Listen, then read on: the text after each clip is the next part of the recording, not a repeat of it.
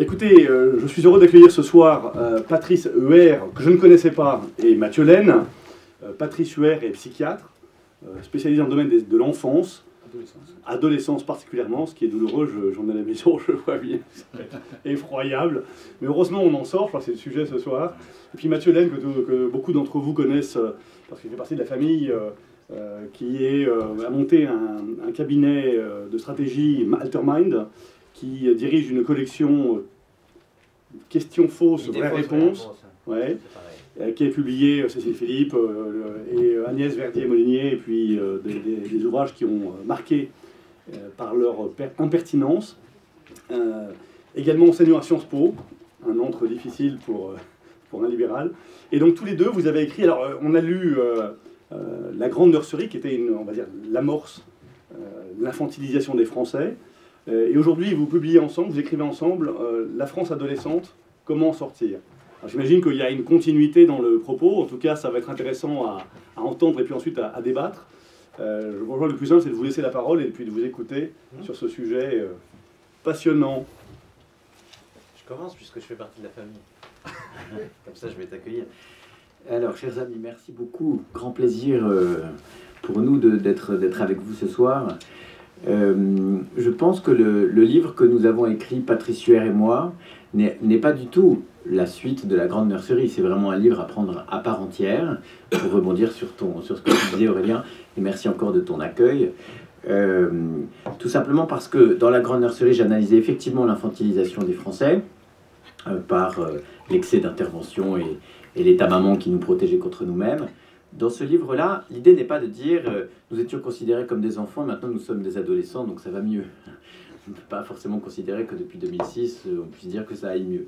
Mais c'est plutôt de poser le diagnostic de deux personnes qui sont des amis d'ailleurs à la base, et qui, parlant de la France, croisaient leur analyse sur le constat comme sur les propositions pour en sortir, et se disaient... Patrice par la logique du psychisme, moi par l'individualisme méthodologique, ici je peux dire ce genre de mots, eh bien on a fini par se rendre compte, assez naturellement d'ailleurs, puisque le psychisme, la logique du psychisme est bien centrée sur l'individu, que nous avions le même constat et nous allions vers les mêmes solutions. Ce qui était intéressant, pour faire un peu de tactique libérale, parce que ça fait partie, tu verras Patrice, de grands sujets des libéraux français, de savoir comment faire passer nos messages dans un pays un peu bloqué. Tu as sans doute plein de choses à nous apprendre d'ailleurs là-dessus. On pouvait se dire que la logique du psychisme dans un pays qui lit en gros la moitié des livres de non-fiction, comme on dit en France, sont des livres de psy. Donc c'était assez intéressant d'aller sur ce champ. Le reste c'est plutôt des livres de cuisine, mais ça je ne suis pas sûr de faire. Mais c'est un peu pareil. C'est vrai. Mais l'idée était donc de mettre la France sur le divan, et véritablement ce que nous avons découvert, c'était pas une formule comme ça, c'est pour ceux qui ont commencé à lire, mais c'est une vraie démonstration, enfin j'espère. Le constat, c'est que nous ne sommes pas face à une vieille dame sénescente au bord de la mort, mais bien face à une adolescente avec un certain nombre de traits sur lesquels Patrice va sans doute revenir, mais cette adolescente est, disons, a un peu peur de ses propres changements, est un peu surprise par ses propres changements, est également surprise par ou inquiète des autres, est enfermée dans sa chambre, ne se lève pas vraiment le matin pour aller travailler, a mis un gros sens interdit à la porte de sa chambre, comme on peut le voir chez beaucoup d'adolescents, n'est-ce pas, Aurélien? Je ne sais pas, mais... Et ça, c'est évidemment toute la logique du protectionnisme. Enfin, vous voyez bien comment on peut filer toute une métaphore. Et pour ouvrir, disons, le sujet, je dirais qu'on s'est tous les deux convaincus que cette belle adolescente avait des vrais talents, et d'ailleurs ça on a essayé de le démontrer dans le livre, des vraies capacités, mais que ces capacités étaient malheureusement étouffées par des parents hommes politiques, par trop interventionnistes, par trop regardants, souvent peut-être avec des bonnes intentions, mais limitant la capacité de cette belle adolescente à se déployer. Et donc j'ai trouvé extrêmement vertueux d'entendre et de faire parler Patrice sur ce sujet, qui connaît parfaitement les adolescents, y compris les adolescentes les plus violentes, puisqu'il en a fait un livre encore récemment, mais, et de pouvoir échanger ensemble sur cette thématique. Je suis très heureux de l'accueil que les médias lui ont réservé. Maintenant, il faut que les gens l'achètent, c'est un autre sujet, mais nous verrons. Voilà, en guise d'introduction. Oui, merci pour votre invitation.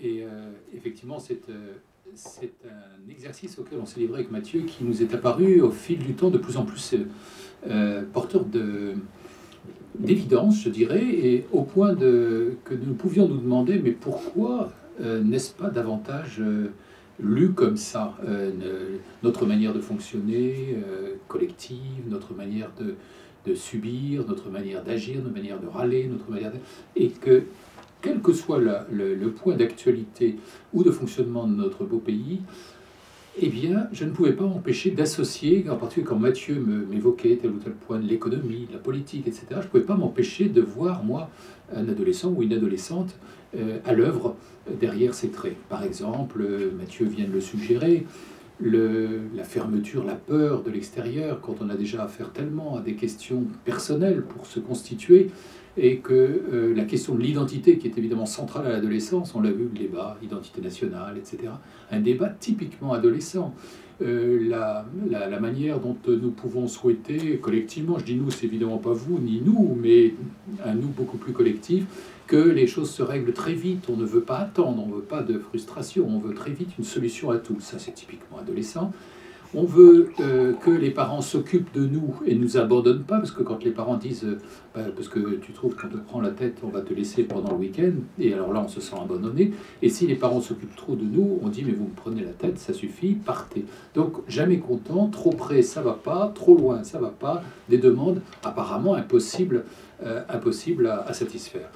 Donc beaucoup de traits comme ça, et du côté de la relation aux parents, vue chez l'adolescent, beaucoup de traits communs aussi, donc dans ces attentes contradictoires, dans cette manière d'aspirer à l'indépendance. On n'a plus besoin de vous, les parents, et en même temps d'en être encore extrêmement tributaires, ce qui suscite évidemment des mouvements, du coup, des mouvements d'agressivité, des mouvements de repli. Voilà. Alors, l'adolescence comme image, c'est intéressant puisque, pour notre propos commun, puisque c'est en même temps l'âge de tous les possibles, et c'est en même temps l'âge où des catastrophes peuvent arriver, et que l'issue dépend grandement des fondements sur lesquels, des fondations sur lesquelles grandit l'adolescent, c'est-à-dire son histoire de son enfance, de sa petite enfance, voire des générations précédentes. Et là, on voit bien dans le rejet de l'histoire qu'il y a parfois aujourd'hui quelque chose de très problématique et de très semblable à l'adolescent qui veut ne dépendre de personne et ne descendre de personne. Et donc ces fondations-là, et qui vont être tout à fait déterminantes pour pouvoir grandir correctement. Donc là, il y a beaucoup de proximité. Et qu'est-ce qu'on accepte finalement de devoir au passé, de devoir à l'histoire, de devoir à ses ascendants? Ça, c'est la problématique adolescente, mais probablement qu'à un niveau collectif, on peut aussi la décliner de manière assez intéressante. Voilà en quelques mots pour ne pas m'occuper trop la parole, et je te passe le relais parce que oui, à chaque fois que Mathieu ou la presse, ce qui n'est pas pareil, évoque un sujet, je ne peux pas m'empêcher maintenant, depuis que nous avons commis ce livre, d'en faire une lecture comme s'il s'agissait d'un propos d'adolescent ou de parents d'adolescents. C'est très juste, hein. Je trouve que c'est une vraie grille de lecture que nous avons eu le bonheur de découvrir ensemble et de vous faire partager. Alors, elle a un grand mérite, je trouve, c'est qu'elle rend quand même très optimiste, parce que l'adolescence, on en sort. Alors que la vieille femme, c'est naissante au bord de la mort, c'est un peu compliqué. Alors, de fait, je pense que l'histoire nous donne raison. Évidemment, la France ne va pas très bien, mais au-delà même de nos vies, si jamais ça ne se rétablit pas d'ici là, mais on va tout faire pour, n'est-ce pas, il va de soi que la France a un avenir. Enfin, ça n'a pas beaucoup de sens de penser autrement. Il va aussi de soi, évidemment, la limite de notre exercice serait de considérer que si nous sommes à l'adolescence, que l'enfance de ce pays a été longue et sacrément fructueuse. Il va de soi que c'est un syndrome que nous avons identifié et qu'auparavant, la France a eu des moments bien plus adultes. Hein, je crois qu'on peut le dire comme ça.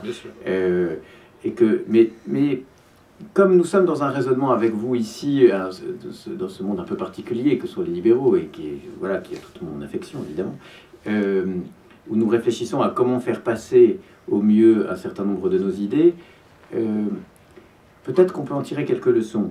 La première, d'abord, et c'est difficile de se l'appliquer y compris à soi-même, c'est que si nous avons raison sur le constat, les adolescents, m'expliquait Patrice, ne supportent pas le grand frère ou le père ou la mère, etc., qui, en tout cas les plus grands, qui viennent dire mais moi je suis passé par là, je sais comment il faut faire, je vais t'expliquer, etc., en rassurant un peu les uns et les autres.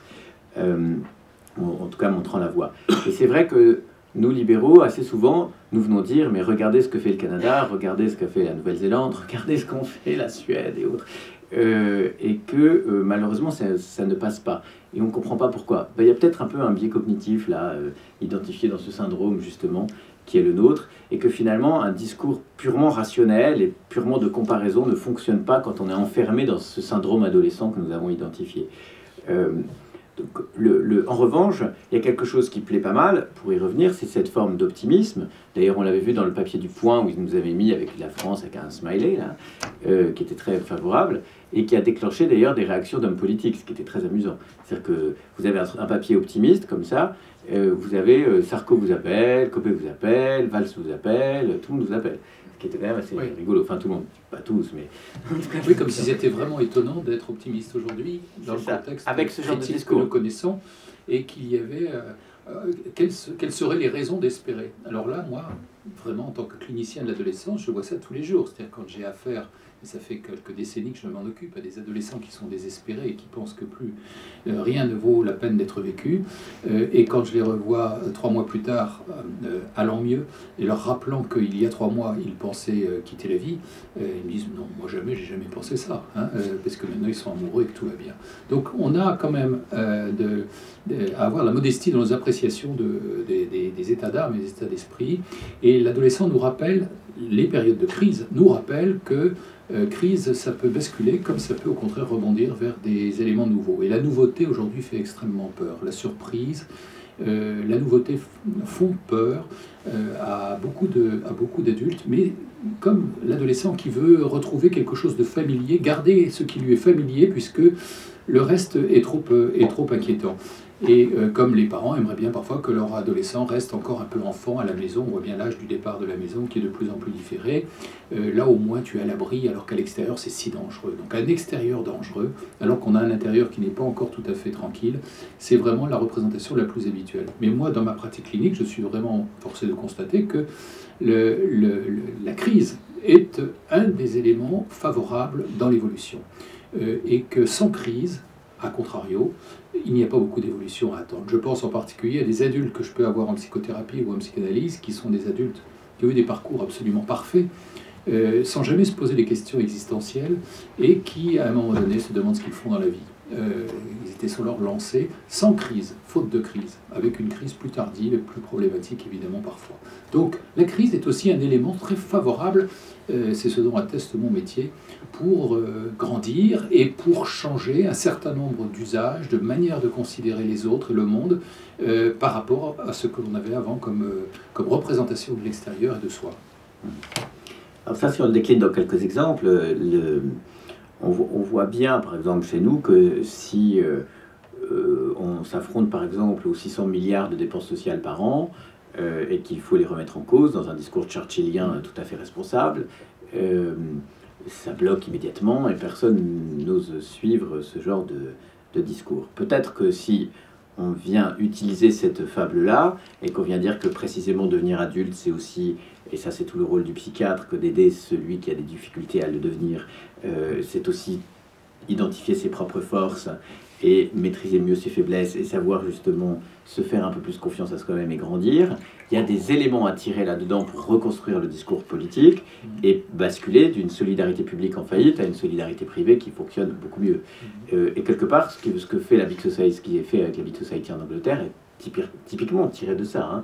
Donc il y a, finalement, la politique, ce sont beaucoup de mots quand même. Hein. Donc on voit bien, tout le temps que vous passez sur vos communiqués, etc., c'est fondamental, c'est par ce biais-là. Et travailler avec la logique du psychisme, avec le psychiatre, c'est extrêmement intéressant parce que nos propres formations, quand on ne l'est pas, ne nous permettent pas forcément d'identifier ces voies-là.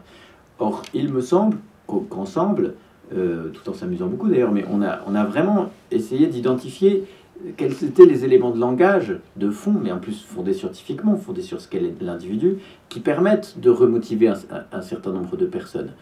Un des objectifs des libéraux, c'est d'arriver à convaincre l'homme politique de recréer un système institutionnel qui va recréer les bonnes incitations à l'intérieur du modèle pour que chacun puisse se redéployer, créer des entreprises, etc. Ça, c'est typiquement la logique de l'adolescent avec des parents assez responsables qui savent leur dire quelles sont leurs capacités. Donc déjà, un homme politique qui viendrait vous dire, mais en fait, voilà, en gros, je sais que vous avez des compétences.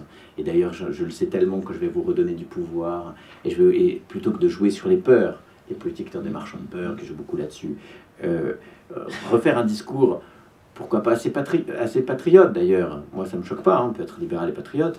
Donc un discours, on ne va pas laisser ça à Arnaud Montebourg. Donc c'est un vrai discours patriote, avec nos forces, mais avec l'idée aussi assez schumpeterienne qu'à un moment ou un autre, il y a des choses qu'il faut laisser tomber. Hein. C'est dans l'enfance, par exemple, ou des entreprises, des industries, par exemple, qui feraient mieux de... faut passer à autre chose. Bon, il y a des jouets cassés, donc il vaut mieux laisser. Et trouver quelles sont les bonnes clés, y compris psychologiques, pour faire passer nos messages. Alors là-dedans, moi j'avais beaucoup aimé, Patrice, quand tu expliquais à la fois les crèches expérimentales, on sort un tout petit peu des ados, mais ou les lémuriens, il faut que tu expliques tout ça. Mais, parce que là encore, il y a il y a des éléments du discours à aller chercher pour des libéraux, parce que c'est vraiment une pédagogie de la liberté et de la responsabilité. Eh bien alors, allons-y pour les lémuriens, puisque tu m'y invites. Donc les lémuriens malgaches, qui sont nos cousins éloignés, quand ils sont enfants, sont accrochés à la fourrure de leur mère sur les branches basses des arbres de la forêt malgache. Quand ils seront adultes, ils vont avoir à... pardon, un petit peu, oui, je l'entends. Oui, oui. Peut-être qu'en bougeant le micro avant ou arrière, je sais pas. Lémurien planqué dans le micro. Oui, il y a mais quelque chose. Arsène, je ne sais pas où il est, mais... Je sais pas comment faire. Il n'y a que le vôtre qui fait un Arsène. Comment on éteint? Eh ben, je vais prendre celui de Mathieu, puis je le passerai. Essayez. Ouais, voilà. On va faire micro commun. Oui, voilà, c'est mieux. Et donc, quand il sera adulte, le lémurien va avoir besoin de se débrouiller dans les arbres pour échapper aux prédateurs et pour trouver sa nourriture, qui sont souvent au bout des rameaux les plus frêles. Quand il devient pubère, adolescent, le lémurien malgache va commencer à vouloir prendre un peu d'espace de liberté. Et il va essayer de se dégager de sa mère, qui lui paraît tout à coup un peu encombrante. Et il va chercher à grimper sur les branches un peu plus hautes. Et la mère va prendre une posture qui, pour moi, est le prototype de ce que l'adulte doit avoir comme posture s'il était moins cérébré avec ses adolescents, et que les hommes politiques devraient avoir avec les citoyens. C'est-à-dire qu'elle se met au milieu de l'arbre et elle regarde ce qui se passe. Et à chaque fois qu'elle estime que son petit, qui grandit, parce que l'adolescence chez les lémuriens dure 15 jours, ce que beaucoup d'humains aimeraient connaître dans leur famille, eh bien, au bout de quelque temps, elle le laisse faire ses expériences et elle n'intervient que lorsqu'elle estime qu'il y a un danger vital. Par contre, elle va le laisser tomber, pas au sens où on l'entend nous, elle va le laisser tomber à chaque fois qu'elle estimera que ça va lui permettre de faire une expérience nouvelle utile pour son développement futur. Donc, une marge de liberté croissante au fur et à mesure qu'elle estime qu'il a des compétences nouvelles, mais qui va quand même intervenir, mais uniquement en cas de péril vraiment majeur. Et bien cette posture-là, combien d'humains sont capables de l'adopter dans leur vie familiale avec leurs enfants, et combien d'hommes politiques sont capables de l'adopter avec les citoyens, en admettant que les citoyens puissent être comparés à des lémuriens, ce qui est quand même pas très aimable. Non mais ça fait rêver les libéraux quand même, parce que c'est qu'on est quand même dans une société dans laquelle la liberté et la responsabilité de chacun permettrait à chacun de se déployer et dans laquelle on pourrait, puisqu'on n'est pas forcément anarcho-capitaliste, même si on a un peu de culture, aller vraiment aider ceux qui en ont vraiment besoin. Voilà. Ce qui n'est évidemment malheureusement pas le cas aujourd'hui, puisque notre système profondément en faillite, que vous connaissez même mieux que nous, est un système qui n'aide absolument pas les outsiders, qui sont les vrais pauvres. Donc c'est insupportable. Mais pour ceux qui lisent Hayek, on sait assez bien que même dans Hayek, il y avait un salaire minimal, hein, donc, qui était le plus petit des salaires dans la société. Voilà, après, il faut l'identifier. Mais il y avait une capacité d'aller aider vraiment ceux qui qui avaient des vraies difficultés. Voilà, donc je crois que à grands traits, on a essayé d'identifier cette méthode d'analyse de la France qui est assez originale finalement, qui redonne de l'espoir, qui est assez positive, qui trouve son public, qui j'espère pourra influencer un peu quelques hommes politiques. Derrière, ça donne la possibilité d'ailleurs d'essayer d'en conseiller certains pour pousser au mieux, mais enfin on n'a pas encore vraiment identifié lesquels. Et puis je pense qu'il faut ouvrir aux questions, non ?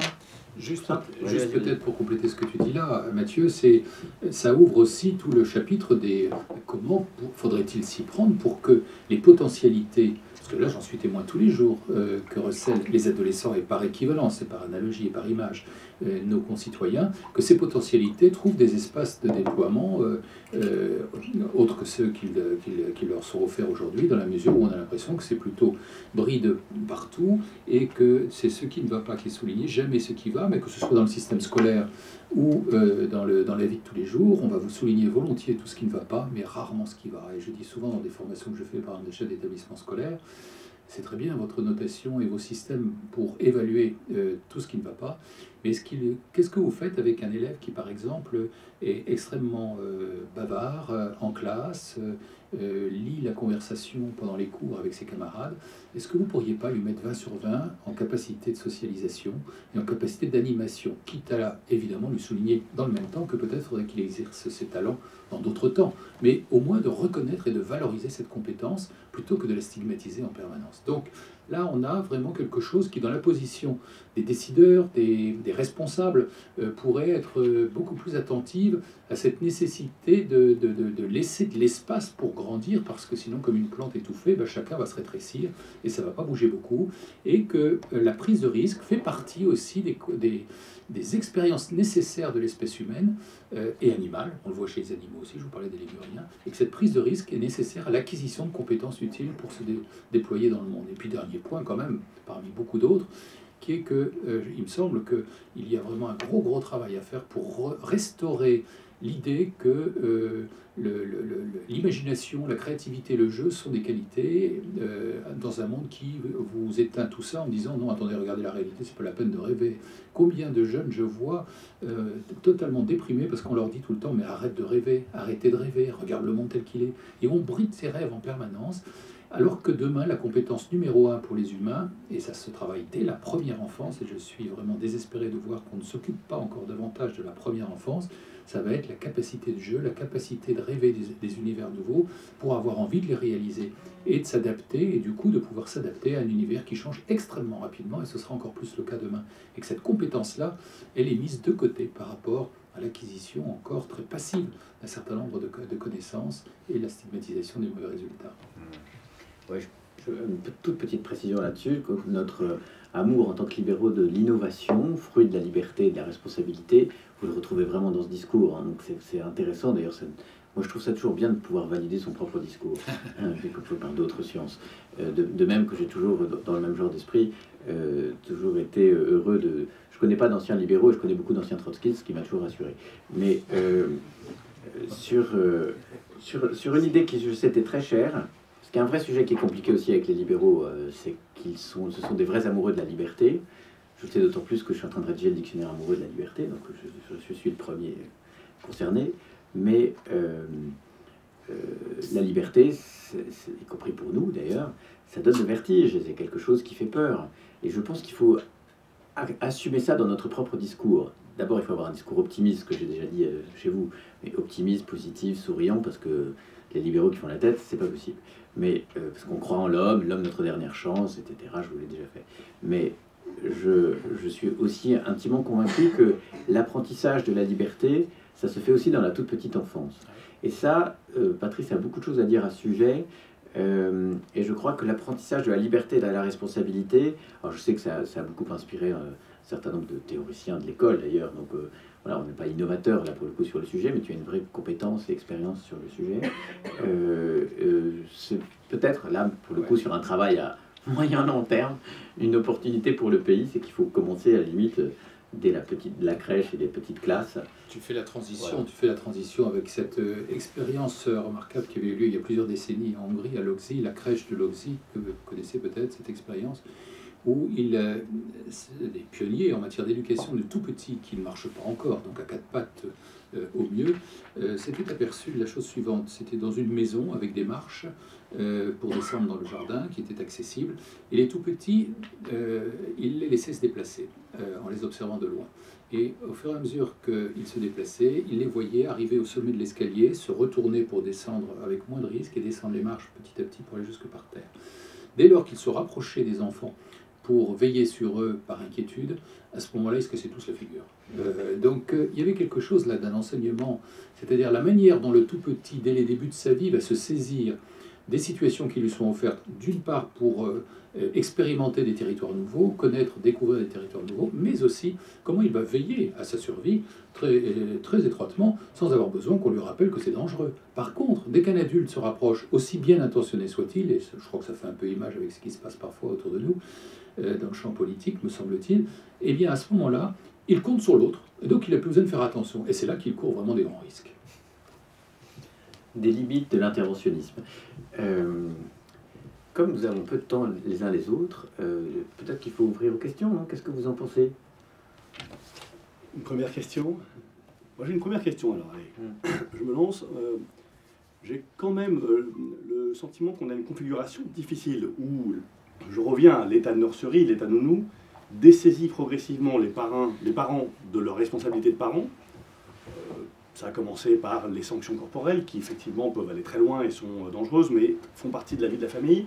Aujourd'hui, la sexualité des enfants est de plus en plus dessaisie pour permettre aux enfants adolescents tardifs de faire leur choix sans l'accord, sans l'aval des parents. Donc on est en train de dessaisir les parents certaines responsabilités.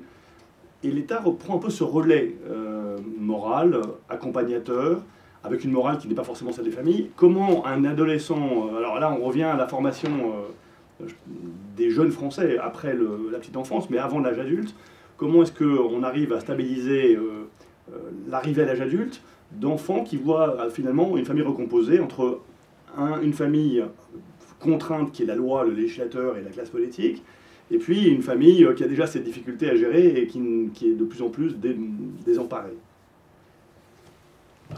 Sur un plan individuel, Mathieu traduira sur un plan collectif, sur un plan individuel, la famille reste la première valeur au hit parade des valeurs chez l'adolescent. Toutes les études le montrent, hein, bien avant les copains et les copines. Donc ça reste, quels que soient les discours médiatiques là-dessus. D'accord. Donc ça, il ne faut pas se fier trop à ce qui nous est présenté. Pour vérité, la réalité de leur vie quotidienne, c'est que même si ça ne se voit pas beaucoup dans la vie de tous les jours dans les familles, le point de vue des parents reste essentiel et déterminant pour la construction de la personne. Et ils le reconnaissent eux. Alors que les parents disent en parallèle, non mais attendez, on ne joue plus au carreau, ça ne sert plus à rien. C'est la même chose par rapport à l'avenir. Il y avait une étude récente qui établissait que 75% des parents pensaient que l'avenir pour leur enfant était vraiment très sombre, qu'ils n'étaient pas contents à l'école, que ça se passait mal pour eux, etc. Et dans le même temps, les adolescents de ces parents-là, 75% disaient qu'ils se trouvaient bien à l'école, que l'avenir pour eux était plutôt ouvert, etc. Donc méfions-nous de ces effets. La génération suivante recèle des capacités, des potentialités, des capacités d'adaptation, y compris à un univers qui laisse penser à un certain nombre de choses.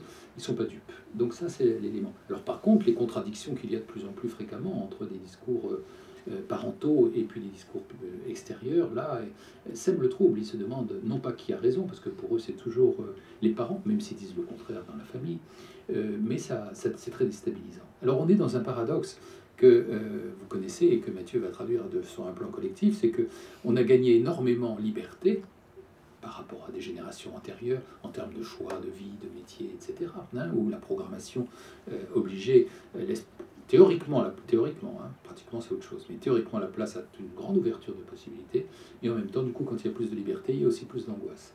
Il y a plus d'angoisse parce qu'il y a des choix à faire, et dès le plus jeune âge. Combien de parents je vois qui disent « Qu'est-ce que tu veux, mon chéri? Tu préfères qu'on aille en vacances à la mer, à la montagne? Et qu'est-ce que tu penserais si on se séparait, ton père et moi, ou ta mère et moi? Est-ce que tu crois que est-ce que tu accepterais qu'on se remarie avec d'autres ?» Donc, ils sont soumis quand même à des questionnements qui ne sont pas de leur génération. Et je trouve qu'il y a beaucoup de ça dans la vie politique française, où on va soumettre aux citoyens que nous sommes des questions qui ne nous concernent absolument pas, qui ne nous intéressent pas du tout, mais par contre, les questions qui nous intéressent, on n'en parle pas beaucoup. Vous voyez pourquoi j'ai fait un livre avec lui. Hein. C'est passionnant. Alors, la famille s'élargit. Dans les deux sens. Hein, parce que l'idée, c'est un des points d'accroche qu'on peut trouver sur ces problèmes de perception, c'est peut-être le rapport à l'âge d'or, qu'on a traité d'ailleurs dans le livre. L'idée, c'est que chaque génération a le sentiment qu'avant c'était mieux. Et donc ça, pour le coup, c'est depuis la nuit des temps. Et donc on a sorti un certain nombre de citations qui fonctionnent assez bien. Mais c'est vrai que si on se souvient, pour ne donner qu'un seul exemple, ça j'ai trouvé ça dans le Gérald Bronner, qu'il faut absolument lire d'ailleurs, qui doit s'appeler La Société des Crédules, je crois, son dernier livre. Au début du siècle dernier, à Londres, la température moyenne était de 12 degrés dans les appartements. Rien que ça, je trouve que ça fige immédiatement sur le mieux vivre, le mieux-être de notre époque. Il va de soi qu'avec l'hyper-innovation, l'accélération en tout, on le traite dans le livre aussi d'ailleurs, pour ne prendre qu'un exemple, la médecine prédictive et tout ce qui se passe avec le séquençage intégral des gènes, est-ce que ça va déployer, tout ce que l'informatique nous apporte, etc. Tout ce produit de la liberté, de la responsabilité et de l'innovation, bien sûr. Nous sommes sur un trend extrêmement favorable, finalement extrêmement positif, ce qui nous rend d'ailleurs très optimistes, encore une fois. Alors après, il n'empêche que en termes de système et en termes de comparaison par rapport à d'autres systèmes et d'autres modèles, le nôtre freine un peu, ça c'est sûr, parce que précisément, on est dans une logique de la défiance, de la peur, et d'hommes politiques qui, pour gagner les prochaines élections, ont le sentiment qu'il faut tenir ce genre de discours pour l'emporter, justement. Un discours de la maîtrise. C'est ça. En fait, si vous regardez le discours de Nicolas Sarkozy en 2012, c'était vraiment un discours de vieux pour les vieux, recroquevillés sur eux-mêmes, avec des drapeaux partout, pourquoi pas, bon, extrêmement voilà, fermé. Il va de soi qu'après le tsunami socialiste, il faudra, je l'espère, c'est presque notre chance, on se dit toujours il faut tomber le plus bas, puis après on va rebondir, mais notre chance, c'est peut-être qu'une alternative naîtra, y compris des partis conservateur traditionnel, j'en sais rien, moi, je suis très optimiste, mais qui viendra dire il faut que je fasse un discours pour les jeunes, la nouvelle génération, quel est le bon système qui va justement recréer les bonnes incitations pour que chacun se déploie, et comment on va pouvoir, comme un peu Sarko en 2007 d'ailleurs, et qui avait plutôt bien accroché avec un certain public, c'était un discours beaucoup plus responsabilisant, hein. Face à l'adolescent qui se lève pas le matin, le discours de 2007 était assez fort.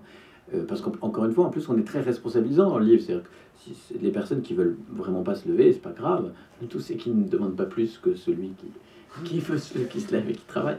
Mais en tous les cas, je crois que sur ces phénomènes de perception, un des éléments, mais j'ai peut-être déjà dit ça chez vous aussi, un des éléments à aller rechercher dans la technique, c'est aussi la sociologie cognitive qui nous apprend beaucoup sur les biais cognitifs et comment un certain nombre de discours rationnels qui peuvent nous convaincre, si on est tous les trois autour d'une table, peuvent parfois, dans une foule non acquise, heurter l'opinion. Et ça se travaille vraiment de manière sérieuse et scientifique. Et connaître tous les biais cognitifs, ça aide quand même beaucoup à faire passer un message. Et j'espère, je crois, que nous avons utilisé tous ces éléments-là pour faire passer un discours finalement assez libéral, pardon Patrice, mais qui, sans le savoir, qui est un discours finalement assez naturel, un discours de bon sens, et qui paradoxalement tranche par rapport à ce qu'on entend. Oui, mais moi ce qui me rend optimiste, c'est le fait que le décalage s'accroît, c'est dommage, mais c'est ainsi, entre les représentations du monde et de la manière de gérer le monde de bon nombre d'adultes, et je pense en particulier à ceux qui nous dirigent, et ce que la génération adolescente actuelle a comme rapport au monde et aux autres. Il y a un décalage considérable et ça s'accroît. Ce n'est pas simplement les technologies de l'information et de la communication, qui évidemment jouent un rôle accélérateur, mais il y a une représentation du rapport au monde et du rapport aux autres qui est totalement différente. Et je pense qu'on va retrouver quelque chose. Alors je suis un peu adepte de la crise. Moi je trouve que la crise c'est un des moyens de changement. J'ai rarement vu des changements se passant dans la tiédeur et la douceur. Ce que Balzac écrivait dans un de ses romans, la jeunesse est comme une chaudière qui va bientôt exploser. On était vers le milieu du 19e siècle et ça a été assez bien vérifié. Et en avril 68, on demandait aux Français ce qu'ils penseraient d'un abaissement de l'âge de la majorité à 18 ans. Ça avait été repoussé à 62% des Français. Un mois après, c'était mai 68. Donc je crois qu'il y a un décalage tel parce qu'ils ont l'air gentils, ils sont aimables, les jeunes aujourd'hui. Finalement, ils sont assez tolérants, ils n'ont pas l'air très révolutionnaires comme ça. Mais n'empêche que ça couvre. Et moi, je les vois tous les jours, et pas seulement les jeunes des banlieues, que je vois en expertise. Mais je vois quelque chose qui est en train de grimper tranquillement, gentiment, mais qui à un moment donné va dire écoutez, ça suffit, votre manière de voir le monde et de voir les autres, et de voir la nouveauté, de voir l'innovation, de voir la créativité. On a quelque chose à faire, poussez-vous un peu. Et je pense que c'est quelque chose comme ça qui risque d'arriver. Alors, juste un point là-dessus, il y a un sondage intéressant, vous l'avez sans doute vu, hein, le Cevipof annuel, là, où on a vu la courbe pour la nouvelle génération, avez-vous plus confiance dans l'entreprise ou dans l'État? Et la courbe s'est croisée là, cette année. Donc plus confiance dans l'entreprise, parce que de toute façon la confiance dans l'État c'est fini. Donc c'est quand même assez intéressant, hein. Oui, quelque chose qui on voit bien que la solution. Une autre question? Raphaël, c'est ça? Oui, bonjour. Une remarque en premier. La semaine dernière, j'ai assisté dans le collège de mon fils, éducation nationale, une conférence du professeur Janet, qui est un psychiatre, psychanalyste. Et je me suis dit, ah bah merde, je m'y retrouve. Donc, je ne vais pas crier trop fort, mais Oui. voilà. Oui, et parce que quand on s'intéresse à l'humain à titre individuel et à sa manière de se construire, on rencontre évidemment des enjeux que vous pouvez certainement décliner dans d'autres domaines, par rapport à d'autres questions, mais ces enjeux sont les enjeux fondamentaux. Alors ensuite, après, j'ai une deuxième remarque, c'est que depuis plusieurs années, là finalement vous mariez d'une certaine manière l'analyse libérale et l'analyse freudienne.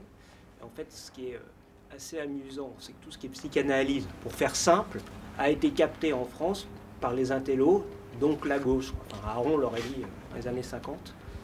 Et quand Freud est critiqué, c'est à la limite qu'il est trop bourgeois, presque trop libéral. C'est ce que dit Michel Onfray. Et donc en fait, il y a tout un truc à faire pour prouver, j'ai gratté 2-3 trucs pour prouver l'inverse, parce que finalement, Freud disait, attendez, laissez faire, il ne faut surtout pas que l'État se mêle de mon business. Enfin bref. Ni de la vie privée exactement, des Viennoises. Donc il y a tout un sujet, je pense, c'est toute l'idée du livre. Ouais, très bien, c'est super. Mais ça ne veut pas dire qu'il ne faille pas réviser un certain nombre de points de vue qui sont datés, puisque dans leur contexte, évidemment, ce n'était pas exactement la même chose. Donc Hayek était contre, parce qu'il le voyait comme un scientiste, mais Mises était plutôt pour, puisque finalement c'est la même matrice viennoise. Et ensuite, je me demandais, justement, en tant que psychiatre, psychanalyste, donc le traitement, parce que ça c'est peut-être venir à la conclusion du bouquin, est-ce que c'est plus le coup de pied au cutage, comme dirait Citivo, le traitement de cheval, mais finalement, c'est ce qu'on essaye de faire, les subventions, ça serait le Prozac qui endort, ou est-ce que c'est un peu de discussion et de conviction?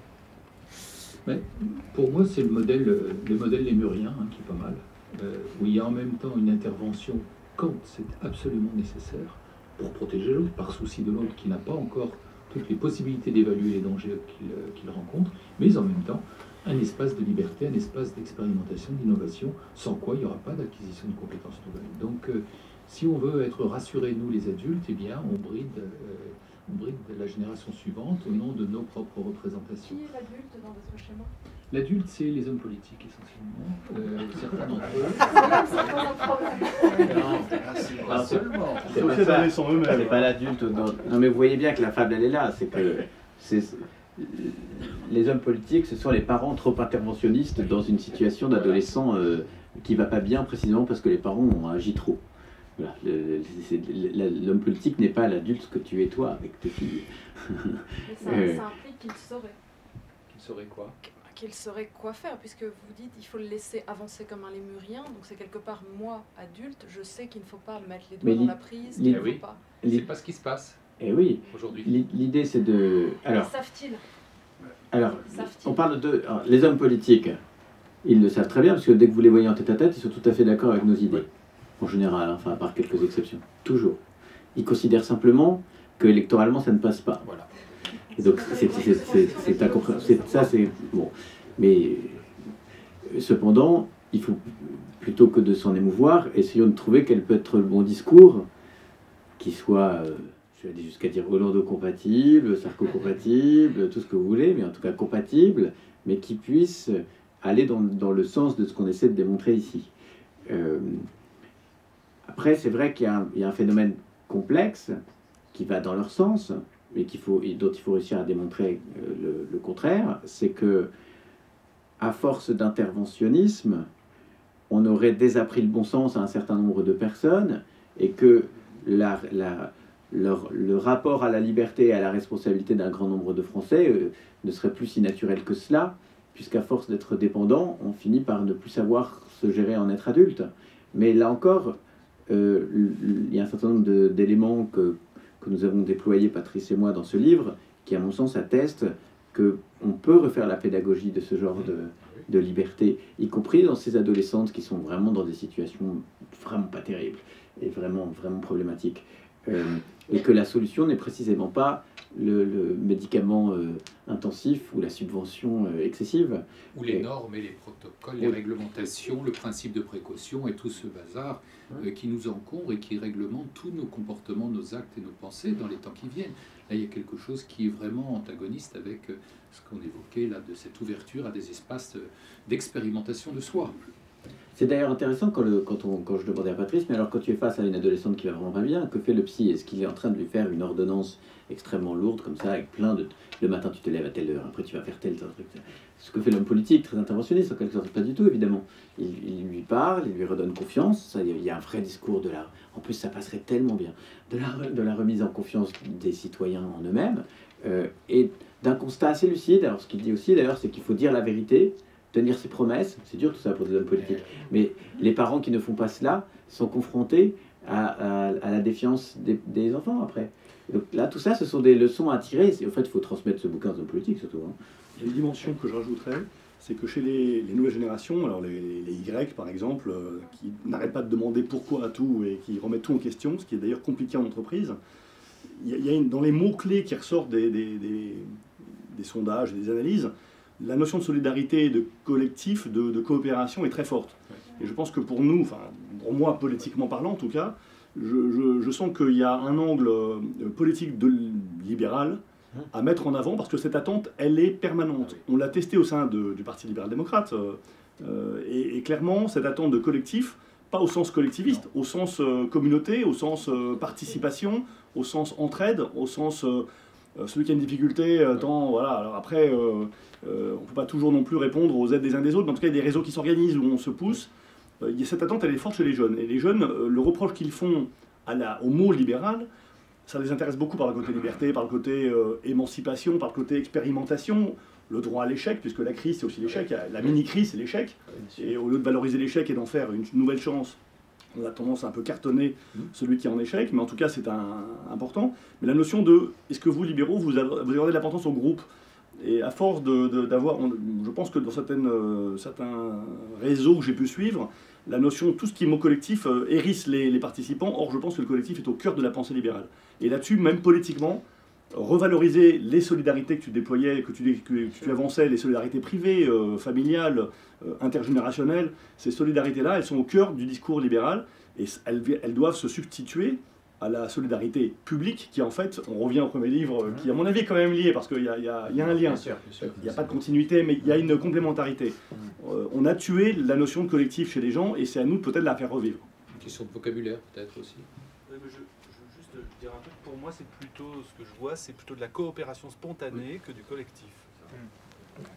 Ça se fait tout seul, les gens ont de l'empathie les uns vis-à-vis des autres, et puis ça s'assemble, les gens qui s'entendent bien font des choses ensemble, ils créent. Je trouve qu'on n'est plus du tout dans les modes organisés d'avant, ça se fait spontanément. Bien sûr, c'est le réseau.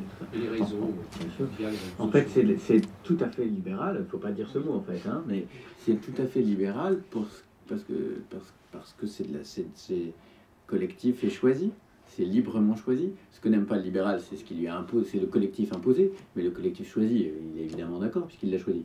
Donc il faut laisser chacun, l'être libéral, si je peux dire, ne doit surtout pas laisser à croire qu'il vit seul, enfermé dans sa caverne. Alors s'il le souhaite, il le peut, mais il n'y a aucun libéral qui plaide pour ce genre de choses. On est pour l'échange. L'échange, c'est il faut au moins être deux. Donc a priori, on est vraiment sur... Il faut que nous fassions cette pédagogie-là, parce qu'évidemment, il y a beaucoup d'idées reçues derrière ce mot dont Frédéric Tadei m'a dit récemment. En France, il y a le mot nazi, et en dessous, juste après, il y a le mot libéral, ça m'a quand même effrayé. Pas de fondant d'ailleurs. C'est effrayant.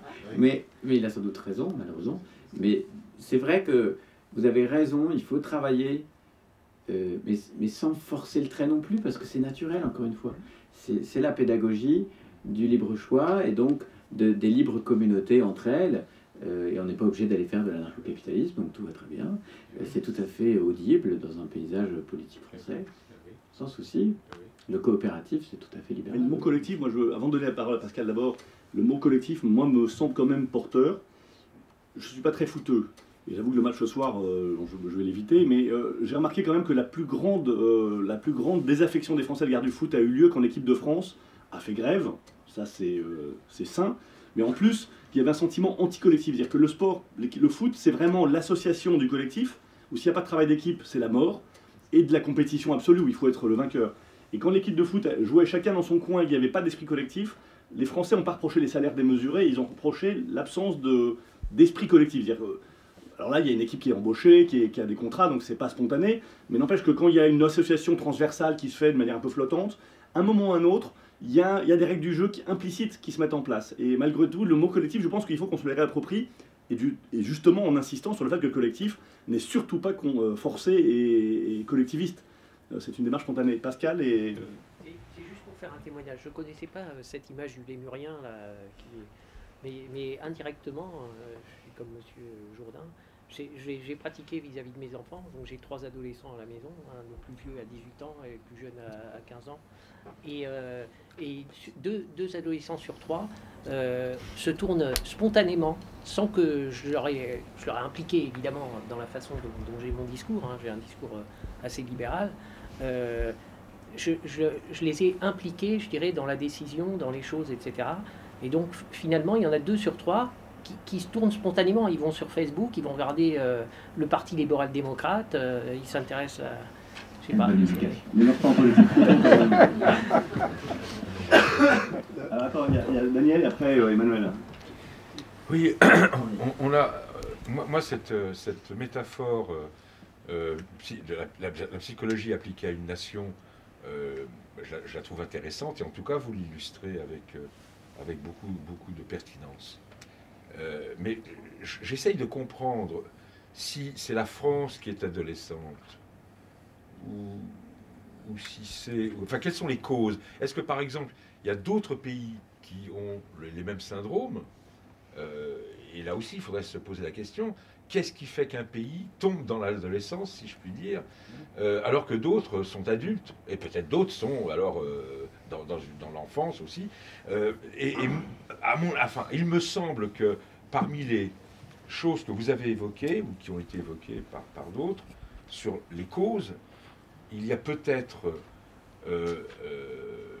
l'offre politique qui est déficiente, et c'est toujours pareil, comme dans l'approche qualité, il faut poser 5-7 fois la question, mais pourquoi? L'offre politique est déficiente, et pourquoi? Et pour ma part, je crois effectivement, j'ai abouti à des réponses qui sont la Constitution de la Ve République, l'ENA.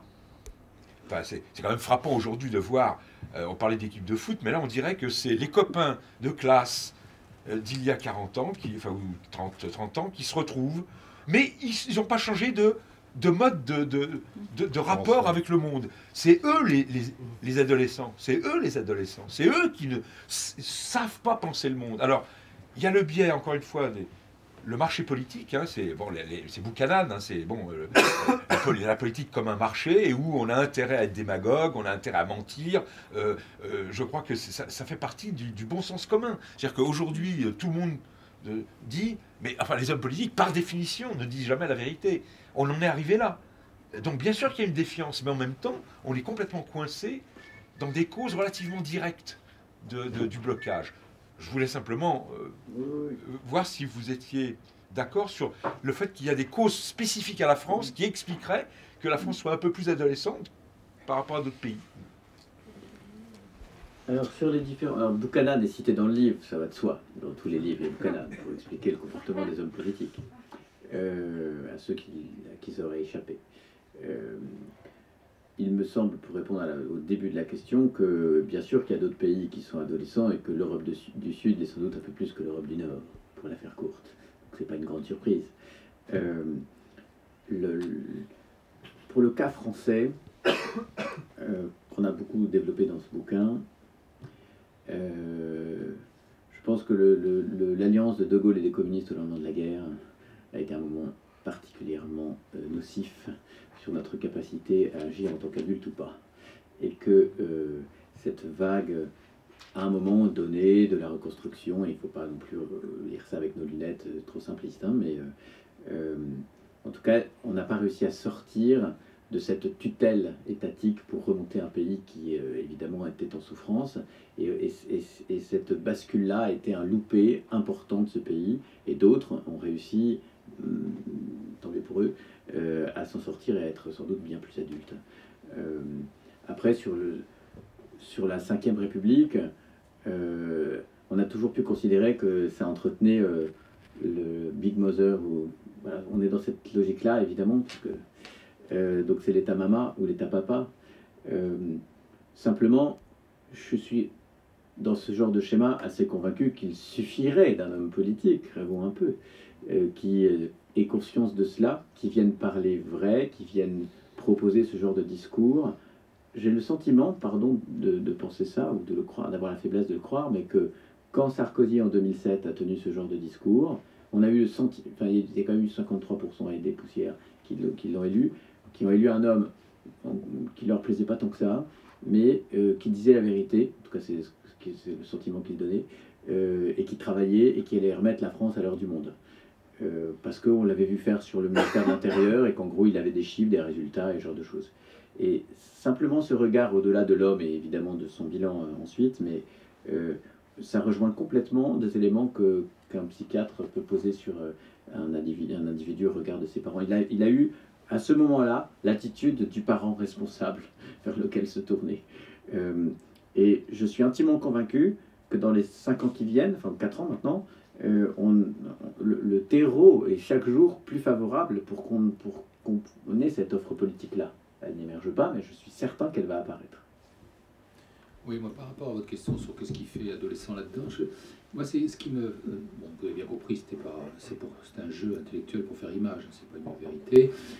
Mais par contre, au fond, à quoi on assiste? On assiste depuis quelque temps déjà à un état à une transformation très radicale, très profonde et rapide de toute une série de repérages, de modes d'emploi qui fonctionnaient tant bien que mal auparavant. Et c'est ça qui fait adolescence, comme la puberté d'une certaine manière. On est un pays pubère, son corps social se transforme, sa composition se transforme, sa manière d'être, ses capacités se transforment, etc. Et ça, c'est très proche de la problématique adolescente. Et donc il y a soit la tendance au repli stratégique, et on attend quelque chose qui vient de l'extérieur, un homme politique providentiel, des gens qui vont nous dire ce qu'il faut faire et nous apaiser, nous tranquilliser. Soit on évacue tout ça et on se dit c'est nous qui savons, comme l'adolescent qui va dire j'en ai marre, non c'est moi qui décide de tout, alors qu'il n'a pas encore tout l'outillage et toutes les manières de faire, ni les éléments historiques, expériences, etc. Et donc on est dans cette position intermédiaire où en même temps il y a une très grande ambivalence, parce qu'il y aurait une attente de réponses qui pourraient apaiser, tranquilliser, rassurer, ouvrir les voies de l'avenir, et en même temps, on ne voudrait pas que ça vienne de l'extérieur, on voudrait quand même pouvoir compter davantage sur ce que l'on a envie d'impulser comme dynamique, de mettre en place de nouveau. Et là, il y a quelque chose qui est très adolescent quand même. Alors, moi, je ne sais pas ce que ça va donner du point de vue, je ne suis pas sûr, moi je ne suis pas aussi optimiste que toi sur qu'une figure, quelle qu'elle soit, puisse faire quelque chose. Je crois que c'est vraiment un état d'esprit des citoyens qui va amener à ce que ça bouge, quoi, plus que venant de l'extérieur. Une crise. Et une crise, donc. Absolument. En fait, la question elle était un peu dans la même que celle que tu as posée, puisque effectivement dans d'autres pays, on n'a pas connu cet état d'adolescence comme et ces pays ont évolué sans crise majeure. Et c'est précisément la notion de crise sur laquelle je voudrais revenir, en sens, j'ai compris, je ne suis pas un expert, mais donc j'ai compris qu'à travers votre expérience auprès des adolescents, la crise intervient pour beaucoup dans le passage de l'adolescence à l'état adulte.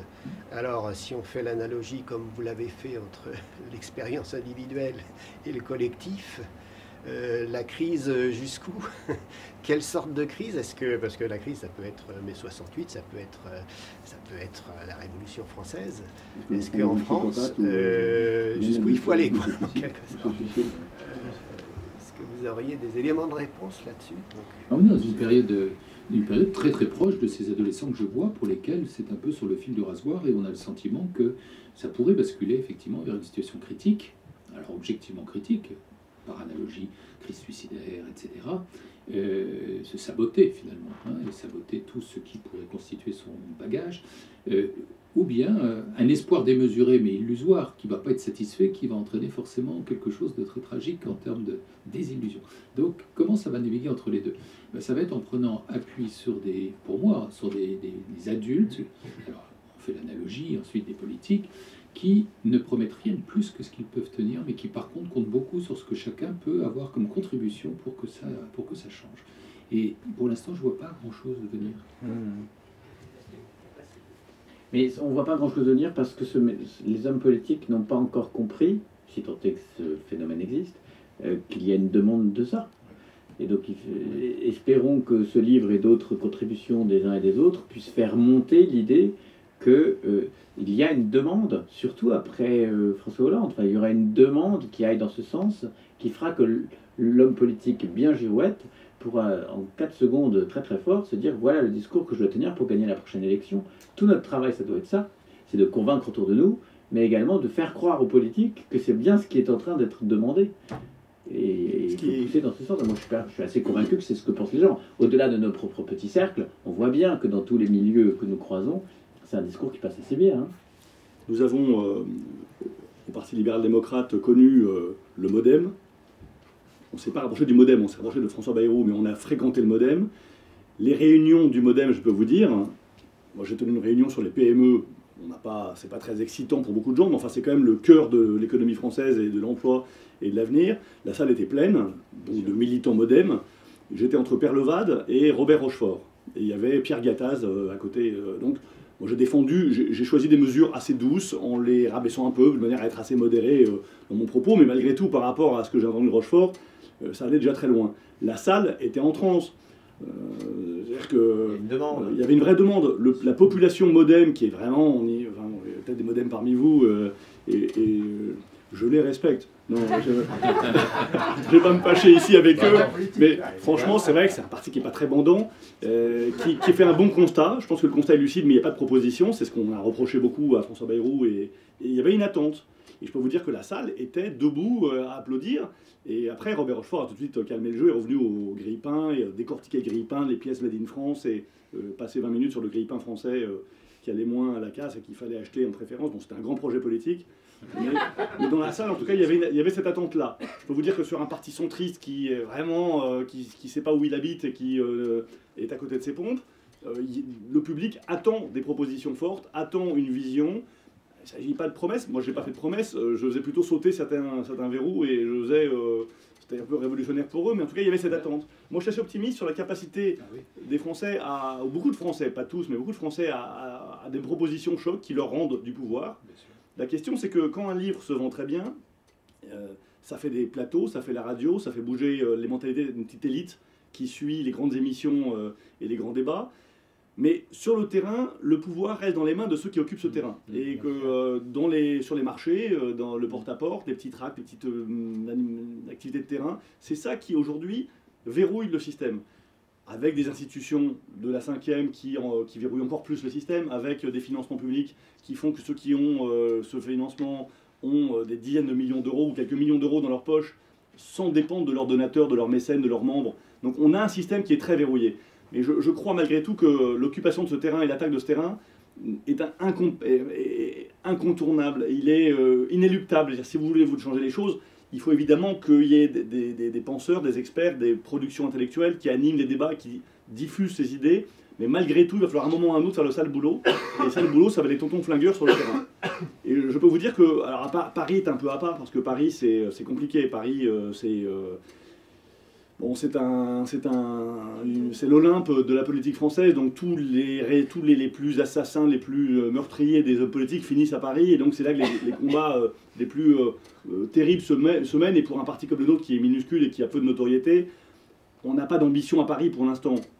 Je peux vous dire que dans certaines fédérations en région, quand vous avez 100-150 libéraux qui tout d'un coup s'organisent, occupent l'UMP, l'UDI, occupe le terrain et commence à se manifester, ça secoue dans les chaumières parce que tout d'un coup, 100 personnes qui se bougent, c'est considérable dans la vie politique française. Vous voyez des réunions d'hommes politiques que vous connaissez, que vous voyez sur les plateaux, quand ils vont en province, ils ont parfois 50, 100 personnes et pour eux c'est des grandes soirées.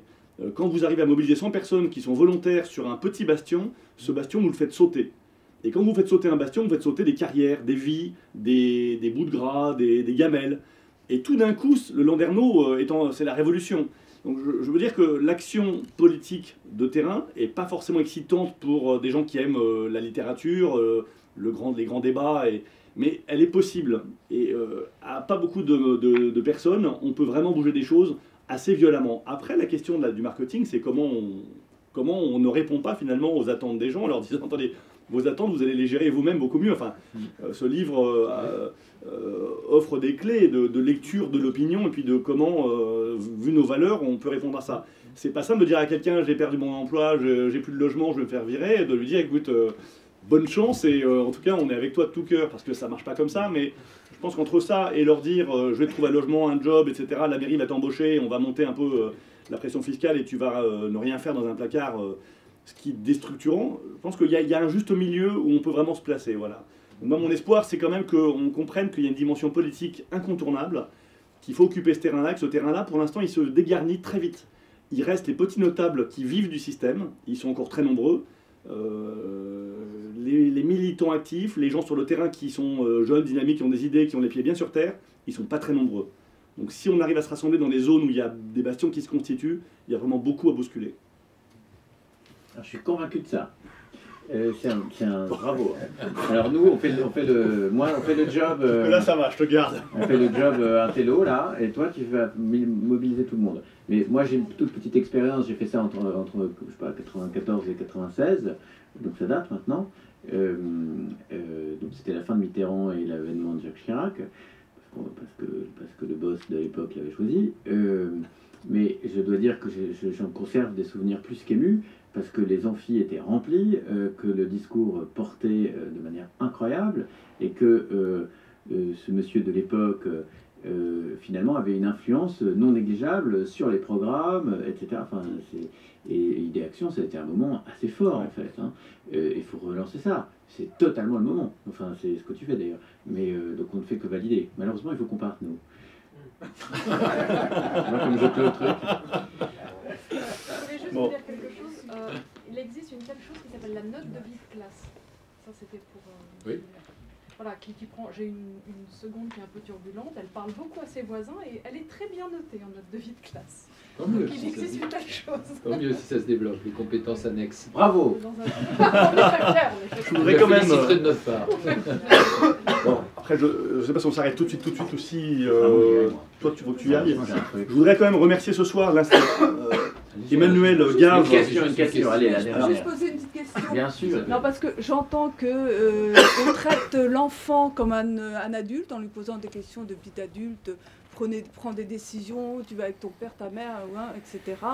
Est-ce qu'on va divorcer, etc. Enfin, des questions d'adultes. Hein. Et on prend l'adulte pour un irresponsable et un enfant. On l'infantilise. Est-ce qu'il n'y a pas une confusion des genres totale entre l'enfant qui est devenu un petit adulte et l'adulte qui est devenu un enfant?